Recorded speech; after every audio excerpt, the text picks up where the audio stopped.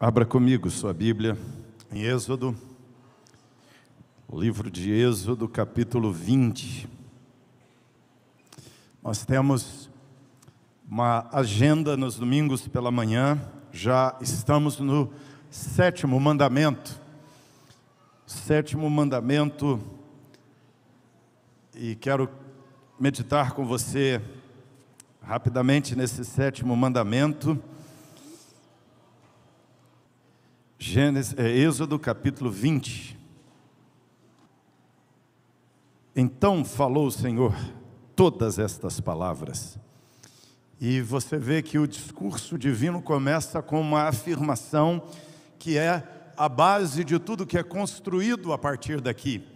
A afirmação é: eu sou o Senhor teu Deus. Essa é a base da construção dessa casa dos mandamentos. Tudo está fincado, listado em cima da verdade de que Deus é o seu Deus. Eu sou o Senhor seu Deus. Lidar com os mandamentos tem a ver com Deus ser ou não ser meu Deus. Algumas pessoas querem Deus, mas não querem os mandamentos de Deus. Elas querem a bênção de Deus, mas não querem o mandamento de Deus. E a bênção de Deus vem junto com o mandamento de Deus. Não tem jeito, não se dissociam. Não adianta querer se apropriar de Deus como abençoador, senão nos relacionamos com Ele como nosso legislador, como nosso Senhor, como nosso governante supremo. Ele diz: eu sou o Senhor, teu Deus.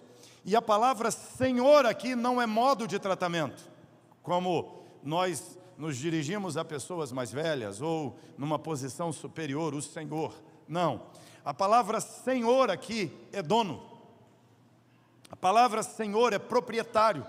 Deus é o dono. Ou seja, a minha relação com Deus se baseia na consciência de que Deus é dono, que eu sou criação, que eu sou criatura e eu me sujeito a Ele. Por isso Deus então estabelece aqui o pacto, a aliança de seu povo com Ele.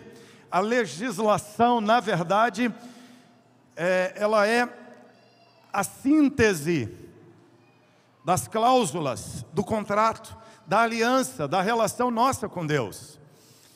As cláusulas dessa aliança estão postas. E Deus está dizendo: vocês se relacionam comigo, eu sou o Deus de vocês. Temos um pacto, temos um acordo, temos uma aliança. Então, na aliança, o que eu quero de vocês, e Ele estabelece e dita aqui o que nós temos que compreender. E lembrando você, para irmos ao nosso mandamento, Deus aqui fixa 10 preceitos, e os 10 preceitos divididos em 2 grupos, 4 preceitos no primeiro grupo, 6 preceitos no segundo grupo. No primeiro grupo temos a nossa relação com Deus, e Ele diz que você, para estar na aliança com Ele, tem que reconhecê-lo como o único Deus. A unicidade de Deus é o primeiro mandamento. A espiritualidade de Deus, Ele proíbe imagens de esculturas. Unicidade, só Ele é Deus. Na espiritualidade, Ele não quer estátuas, Ele não quer símbolos, Ele não quer imagens que o representem. Você o adora diretamente em espírito e em verdade. A santidade de Deus, você não toma o nome dEle em vão, você não o invoca brincando, você não finge que é crente, você não finge que é cristão, porque senão você blasfema e o ofende. Se você toma o nome dEle, honre o nome dEle.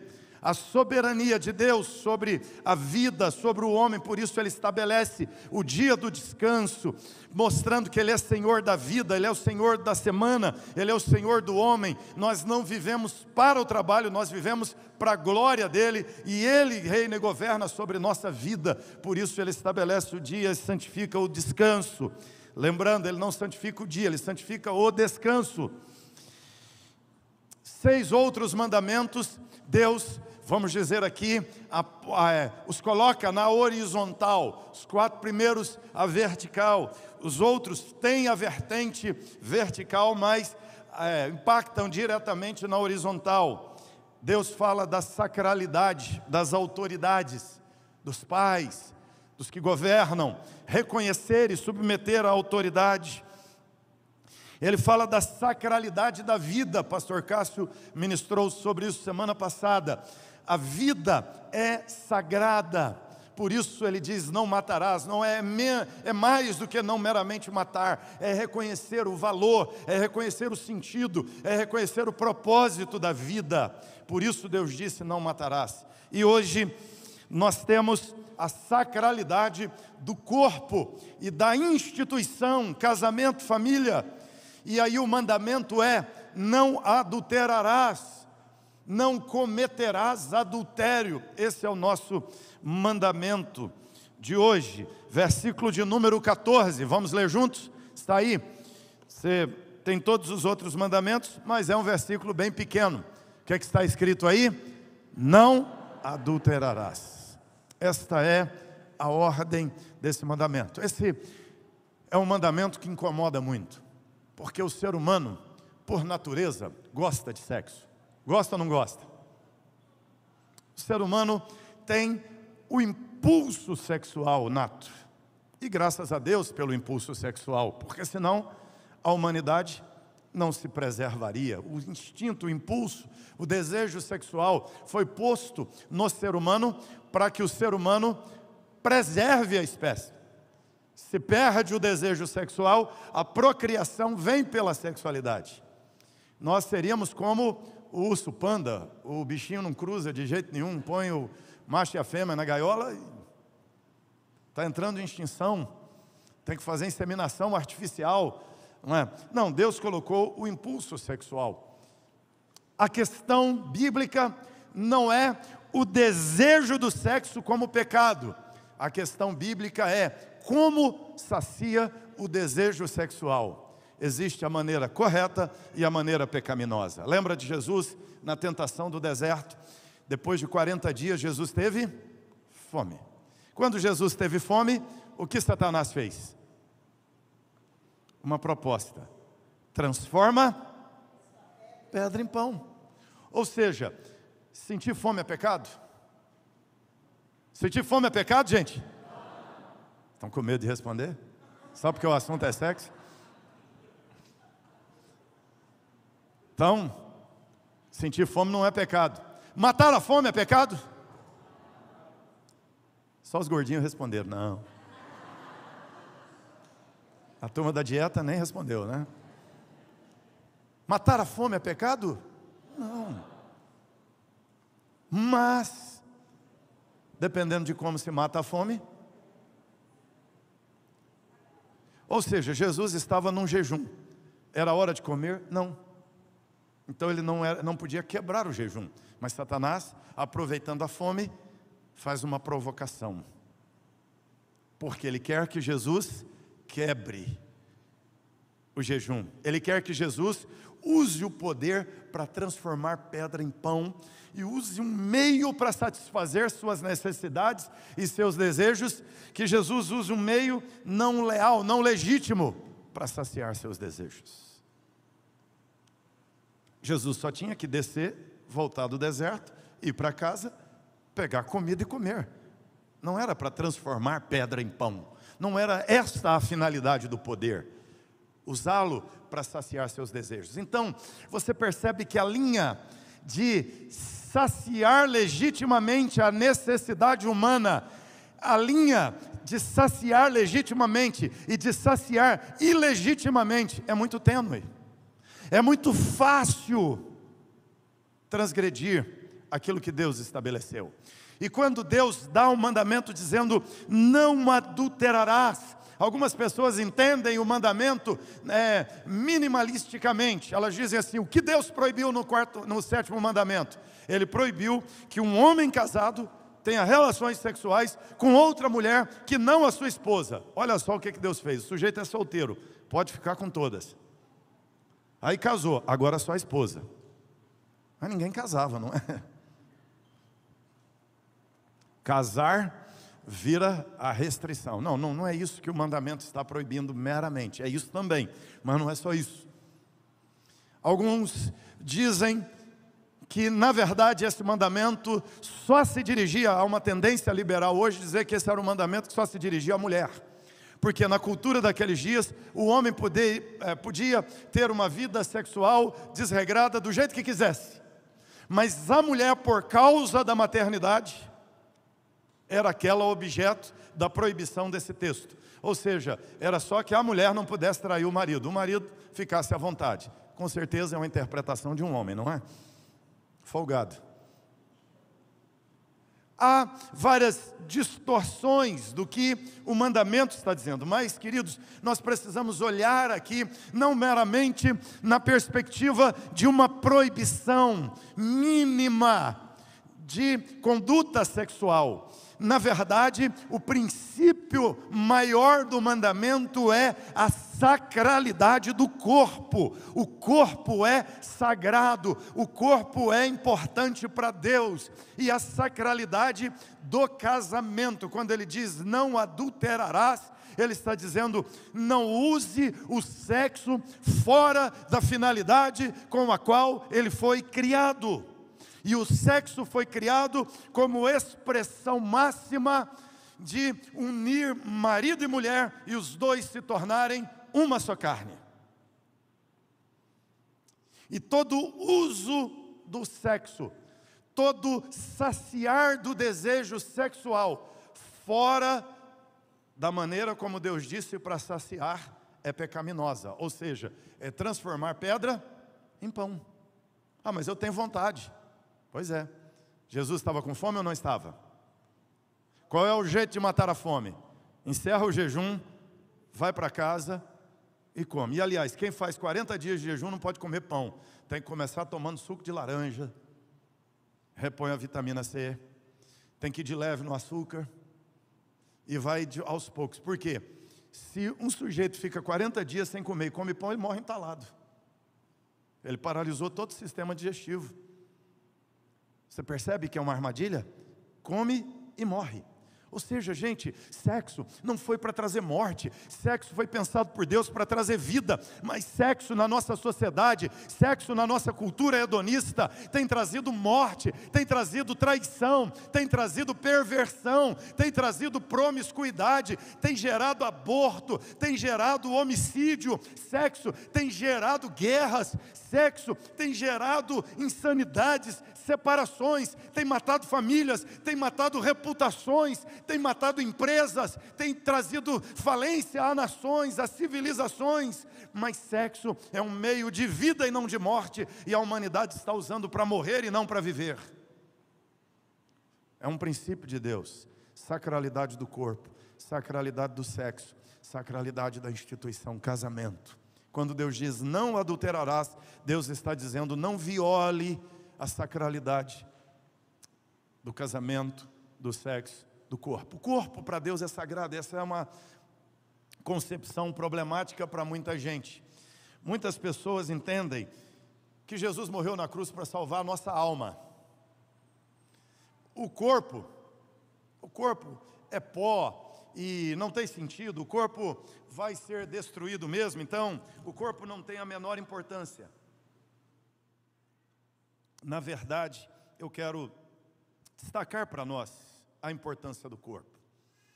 E por que Deus aqui estabelece a sacralidade dele, dizendo não adulterem, não mudem o sentido do sexo, o propósito do sexo, a finalidade do sexo, o jeito de saciar seu desejo sexual. O apóstolo Paulo escreve a primeira carta aos Coríntios, capítulo 7, dizendo assim: é bom que o homem não toque mulher.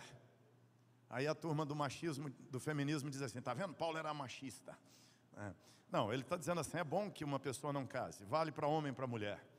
Em que perspectiva Paulo está dizendo isso? É bom que não case e se dedique a missões e vá pregar o Evangelho num lugar onde o Evangelho não chegou e se dedique 24 horas por dia para viver o Evangelho, viver o reino. E ele diz, quem não casa, cuida de como agradar o Senhor, e quem casa, cuida de como agradar o cônjuge. O homem que casa, cuida de agradar a sua esposa. A mulher que casa, cuida de como agradar marido. É isso que Paulo diz. Se você quer se dedicar 100% à obra, então não case. Mas Paulo diz, mas por causa da incontinência, por causa do desejo sexual, ele diz assim, cada homem tem a sua esposa, cada mulher tem o seu marido. Porque aí o lugar legítimo de Deus de saciar o desejo. Deus só aponta a direção. E tudo que é fora dessa determinação, dessa definição de Deus é adulterar. Ou seja, cada mulher tem a seu marido, cada marido tem a sua mulher. Deus não diz que cada homem tenha sua mulher, seu marido, seu pet. Porque o povo hoje casa até com cachorro, não é? O sujeito casou com um holograma esses dias lá no Japão. Não, o saciar é cada homem tenha a sua esposa, cada esposa tenha. A turma fica assim, aonde na Bíblia diz que isso é errado? Não, gente, a Bíblia só disse o que é certo e basta. Tem vários textos dizendo o que é errado, mas a partir de dizer o que é certo, precisa dizer o que é errado? Se Deus disse assim, olha, como sacia o desejo sexual? Cada homem tem a sua mulher, cada mulher tem o seu marido. Está claro o que a Bíblia está dizendo. Ah, mas isso é heteronormatividade. É heteronormatividade divina do Criador, do dono. Lembra? Começa com a base, eu sou o Senhor teu Deus. Você aceita ou não aceita Deus como teu Deus? Pois é, o Deus da Bíblia estabeleceu heteronormatividade. Quem estabelece não heteronormatividade é a sociedade. Aí é problema da sociedade com Deus. Mas se nós temos Deus como nosso Deus, esse é o princípio. E é monogamia. Ah, mas eu gosto de todas, pastor. Pois é, Deus não é o teu Deus. Sirva-se, mas não chame Deus de seu Deus. Ah, pastor, mas um homem só é. Então não chame Deus de seu Deus. O corpo na Escritura é precioso, é valioso para Deus. Deus criou o ser humano com corpo. Anjos não têm corpos. Esse é um privilégio dessa outra criação divina. Nós temos características, marcas, atributos que os anjos têm, e nós temos corpos que nem anjos têm. Esse é um privilégio que Deus deu à humanidade. E a ideia divina é que nós o sirvamos como anjos o servem espiritualmente, nós o sirvamos corporalmente. Deus nos deu o corpo como bênção. O corpo é um dom, gente. É um dom divino, é uma habilidade divina. O corpo é precioso, valioso diante de Deus. Olha o que Deus fez. Você sabia que a capacidade de armazenamento do cérebro é de 4 terabytes? É fantástico. Um cérebro tem mais de 100 bilhões de neurônios. Um bebê já nasce com 14 bilhões de neurônios. Isso é algo fabuloso, é algo fantástico. Até o final da vida, um ser humano que tem uma vida mediana terá gravado 150 trilhões de dados na sua mente. Guardou imagens, histórias, músicas, textos, tudo gravado aqui. Isso não te encanta? Isso não te fascina? Isso não te maravilha? Nesse exato momento, enquanto você me ouve, o teu cérebro, nele, estão ocorrendo mais de 100 mil reações químicas. Enquanto você me ouve aqui, tudo isso está acontecendo lá dentro. Um impulso nervoso do cérebro ali, até a ponta do corpo, viaja a quase 300 km por hora, vai lá e volta. Isso é fantástico. Deus criou. A cada segundo o seu corpo produz 25 milhões de novas células. A cada 10 segundos, gente. Um cérebro humano gera mais impulso elétrico durante um dia todo do que todos os telefones celulares do mundo juntos. O coração humano bombeia 182 milhões de litros de sangue durante uma vida mediana também. 50.000 células do seu corpo morreram e foram repostas, enquanto você me ouvia falar que 50 milhões de células morreram e foram repostas. Não é fantástico isso? Células morreram e já foram repostas pelo teu corpo. Por que é que Deus investiu tanto no corpo? Porque vale para Deus de fato. É valioso, é precioso para Deus. O comprimento de todos os vasos sanguíneos do corpo humano é de cerca de 100.000 quilômetros. Já pensou? Tamanho dos vasos sanguíneos alinhados. Se uma pessoa nunca cortar o cabelo, ao final da vida, terá 725 quilômetros de cabelo. Exceto alguns que perdem os cabelos, não é? A força dos músculos encarregados da mordida se colocado na mesma direção, em lugar de direções contrárias, é de 195 quilos. Quem é o pitbull? É você, não é?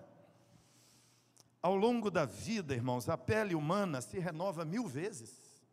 Você troca de pele 1000 vezes. Se nós olharmos a área dos pulmões, colocadas como se fossem lâminas, o tecido aberto, o tecido do pulmão humano seria igual a uma quadra de tênis, uma quadra de futsal. Seria do tamanho de uma quadra, desenrolando todo o tecido pulmonar. O olho humano pode distinguir 10.000 matrizes de cor diferentes. Sabe o que é isso? Coisa fantástica, só aqui, o olho, olha o tamanho do olho, 10.000 matrizes de cor. Fantástico, o que Deus estabeleceu. A retina cobre 650 milímetros quadrados e contém 137 milhões de células sensíveis à luz. 137 milhões de células sensíveis à luz, só no teu olho. 130 bastonetes para visão em preto e branco, 7 milhões de cones para visão em cores. Os músculos encarregados de focar nos olhos se movem 100.000 vezes por dia. O músculo que movimenta o olho, pisca, vira o olho para lá e para cá. Se os músculos da tua perna fossem se mover no mesmo tanto, eles teriam que andar 80 milhões de quilômetros por dia. Mas está aí no teu olho. E aqui tem uma lista gigantesca de coisas eu só pincelei algumas coisas maravilhosas do corpo. Deus criou esse corpo, investiu nele. Para quê?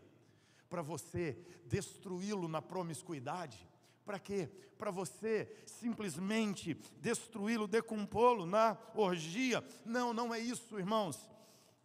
O corpo é um dom divino, o corpo é uma dádiva divina.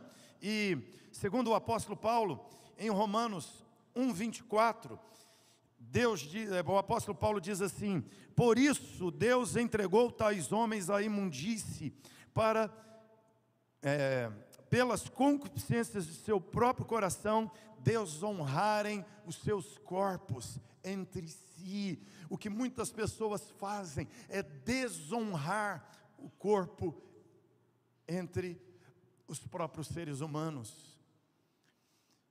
Certas práticas sexuais é desonrar o corpo, é desonrar o que Deus deu e não honrar o que o Senhor deu.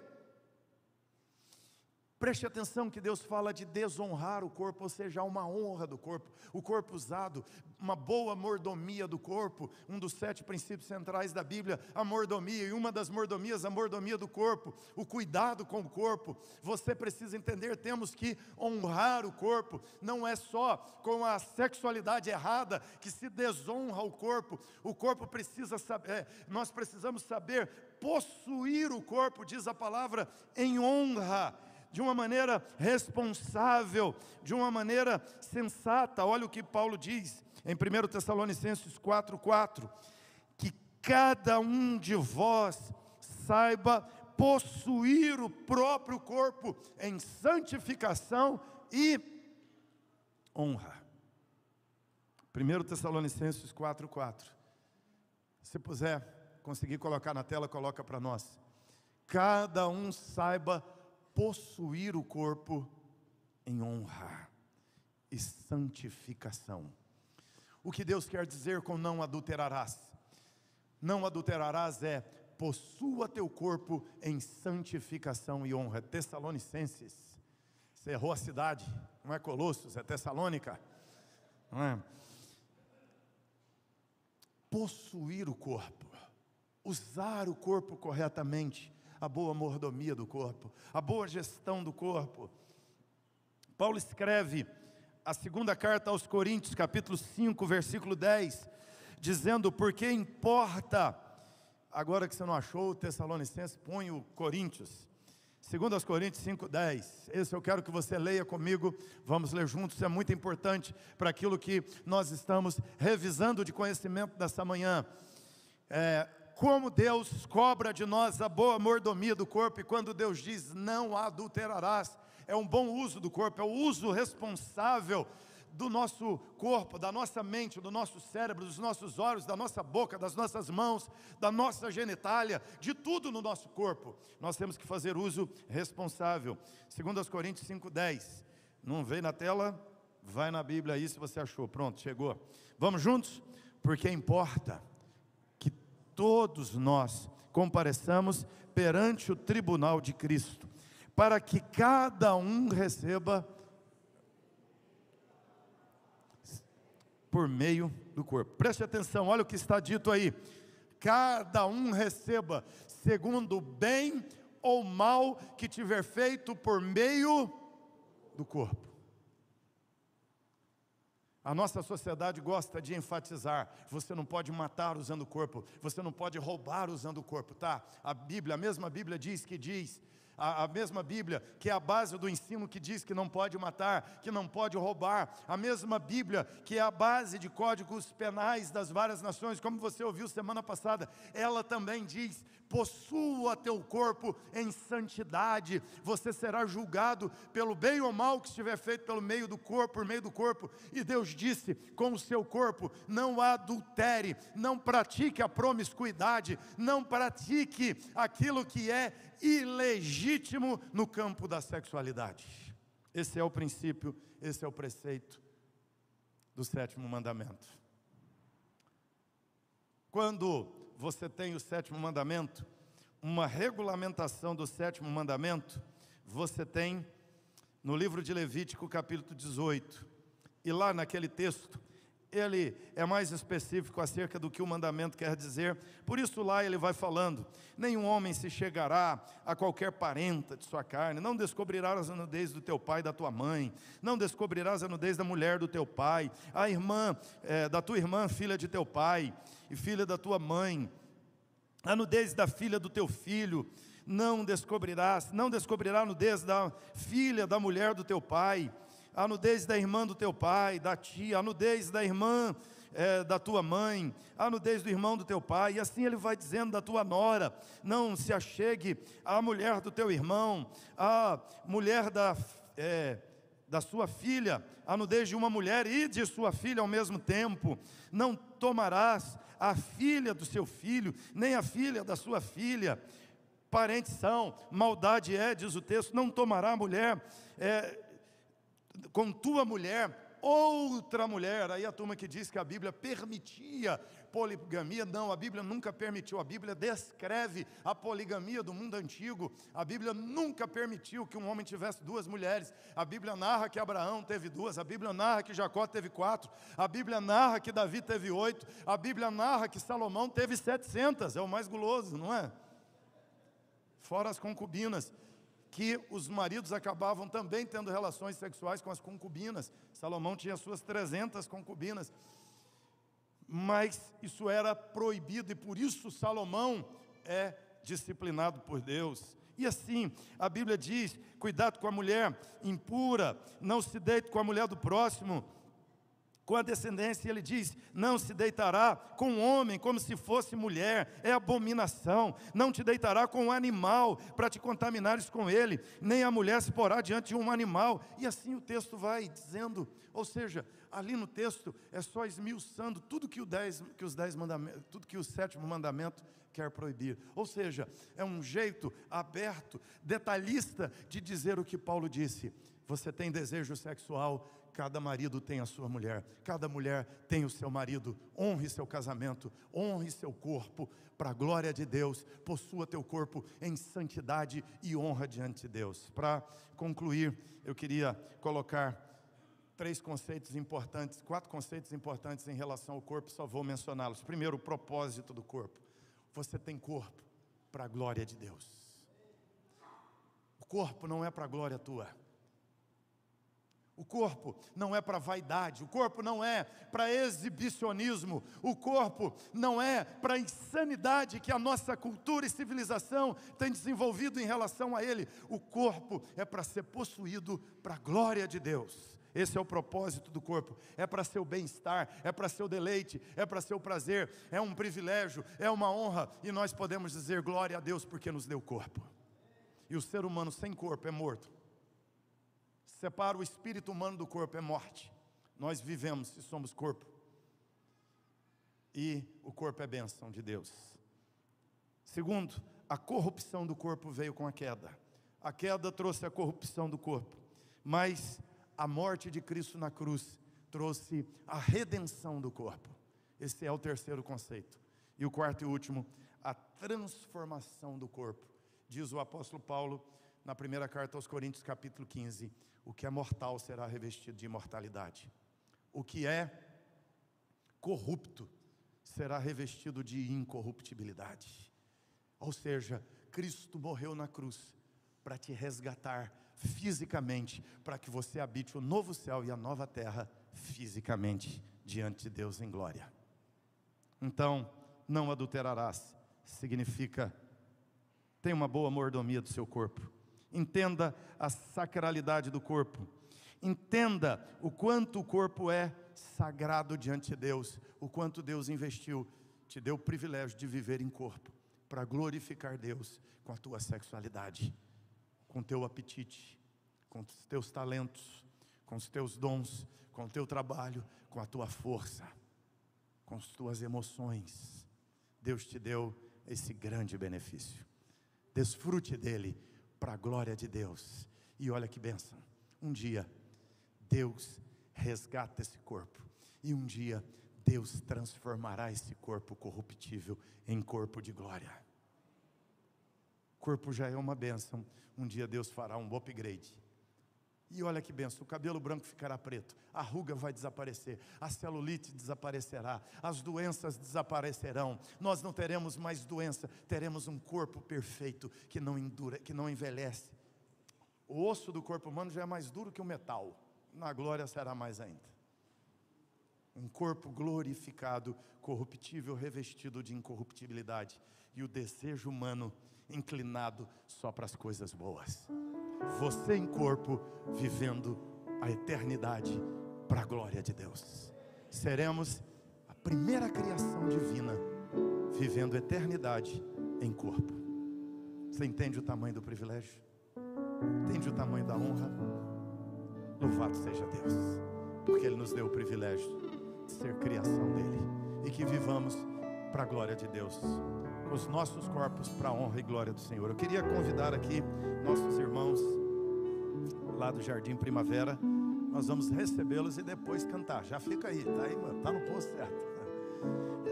Eu quero convidá-los aqui à frente. Nosso irmão Robson, Pamela, Isabelle, Larissa, o Alex, Felipe, a Ana, a Solange, a Vitória, pastor Adriano, a Luciana, a esposa, a Cleide, a Mônica, o William, a Sandra, o Fabrício, a Sebastiana, a Evânia, o Éder, a Clemilda, a Marli, o Newton, a Jô, o Hamilton, a Renata, a Laís, a Nice, a Giovana, a Ruth, Sofia, Raul, Rafaela, e ainda os convidados aqui, o Rian, a Carolina e Lucas. Esses queridos estão sendo hoje recebidos. Pode vir aqui em cima, vem aqui em cima. Aí aqui, Vem aqui para cima, que aqui fica mais visível. Os presbíteros desçam aqui também. Venham aqui, subam aqui à frente. Nós vamos...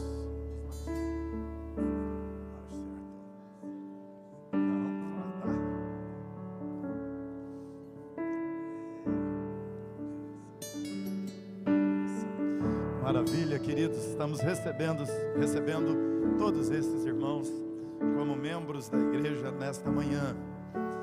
E além desses queridos, depois nós temos também 2 que serão recebidos por batismo, né? E que alegria recebê-los. Pastor Adriano, os irmãos eram uma igreja independente e agora se tornam igreja presbiteriana, juntamente conosco. Estão sendo recebidos e lá, como congregação de nossa igreja, parte aqui dessa família. Que privilégio, que honra para nós ter vocês como membros aqui entre nós, como co-irmãos servindo no mesmo reino da graça. Igreja que já são 10 anos servindo, pregando o evangelho, e agora a diferença só é que aumenta a família. Continua vivendo, pregando o evangelho, mas agora como uma família denominacional maior, e juntos nesse compromisso de pregar o evangelho. Como membros dessa igreja, vocês declaram que creem em um só Deus, o Senhor soberano, Criador do céu e da terra. Deus Pai, Filho e Espírito Santo é o único soberano sobre a vida de vocês. Vocês declaram que creem nisso? Vocês creem no Senhor Jesus como o único e suficiente Salvador de vocês. Ele é o único por meio de quem obtemos graça para perdão de nossos pecados e salvação, sim? E vocês creem nas Sagradas Escrituras, Velho e Novo Testamento, como verdade absoluta de Deus, única regra de fé e prática para a vida de vocês? Muito bem. Como membros da igreja, vocês se comprometem a viver de acordo com a doutrina e prática do Evangelho do Senhor Jesus? Se comprometem então a dedicar talentos, dons, habilidades, bens, toda a força de vocês para servir a Deus a partir do lugar onde Deus plantou vocês? Muito bem. Por último, vocês abraçam a liderança constituída na igreja, pastores, presbíteros, concílios, enquanto permanecermos fiéis à Sagrada Escritura, que é a nossa regra de fé e prática, sim? Sim. Muito bem. Cadê a dupla que vai batizar? Olha lá. Sofia. Oh. Só as duas? Só as duas. Podem ajoelhar-se.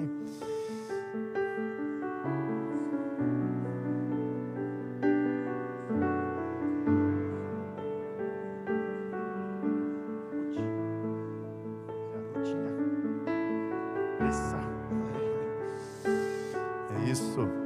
Nós batizamos com água, diz a palavra que Jesus batiza com o Espírito Santo. Jesus derrama, asperge o Espírito sobre nós. O pastor derrama meramente água, mas a água significa que o Espírito Santo de Deus já foi derramado sobre vocês. Que Deus, pela graça, esse Deus que derramou o fogo do alto céus, é o mesmo Deus que derrama o sangue de Jesus sobre nós, que derrama o Espírito Santo como unção sobre nós. Ele é o Deus que no Velho Testamento derramava água e ordenava o derramar da água como ritual de purificação. O batismo é continuação, é ressignificação do ritual do Velho Testamento. E aqui no Novo Testamento, na nova aliança que vivemos, a água é símbolo do Espírito derramado sobre nós. A água não lava, não purifica, mas o Espírito de Deus nos purifica aplicando a obra de Cristo. E que seja assim na sua vida, Lenita, seja assim na sua vida, Sofia, em nome de Jesus. Amém. Adriano, pai, coloca a mão aqui comigo e abençoa Lenita, Ruth. Como ministro do Evangelho, eu te batizo em nome do Pai, do Filho e do Espírito Santo. Amém. Sofia, como ministro do Evangelho, eu te batizo em nome do Pai, do Filho e do Espírito Santo. Meu Deus, nós só podemos derramar água, só podemos batizar com água. O Senhor é o que batiza com o Espírito. O Senhor é o que batiza derramando o sangue de Jesus e purificando dos pecados. O Senhor é o que batiza derramando óleo, como o óleo era derramado sobre o sacerdote, o profeta, como Deus amado, o sangue era posto sobre a cabeça, como Deus amado, a água era derramada limpando. Hoje, Deus, o Senhor derrama o Espírito, aplica o Evangelho, e que elas cresçam te amando, sejam adolescentes de fé, cheias do Espírito Santo, sejam mulheres de fé, cheias do Espírito Santo, mulheres da aliança com o Senhor. É nossa oração e as abençoamos no nome de Jesus. Amém, amém. Deus abençoe. Vamos lá. Deus abençoe vocês. Nós os recebemos em nome de Jesus. Enquanto cantamos agora essa canção, quero que os presbíteros cumprimentem os irmãos, dando assim em nome da igreja a acolhida a vocês. Vamos cantar. Enquanto cantamos, os irmãos podem cumprimentá-los.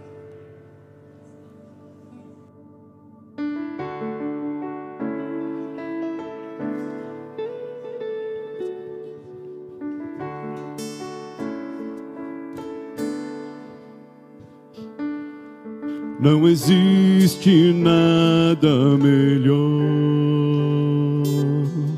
do que ser amigo de Deus, caminhar seguro na luz, desfrutar do seu amor, ter a paz no coração,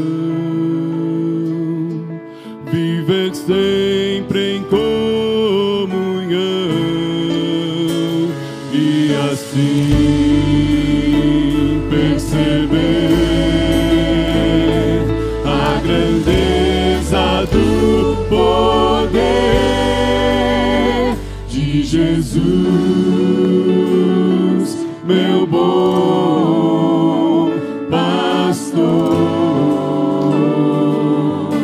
Não existe nada melhor. Não existe nada melhor do que ser amigo de Deus, caminhar seguro na luz, desfrutar do seu amor, ter a paz no coração, viver sempre em comunhão e assim perceber a grandeza do poder de Jesus, meu bom pastor. Ter a paz no coração, ter a paz no coração,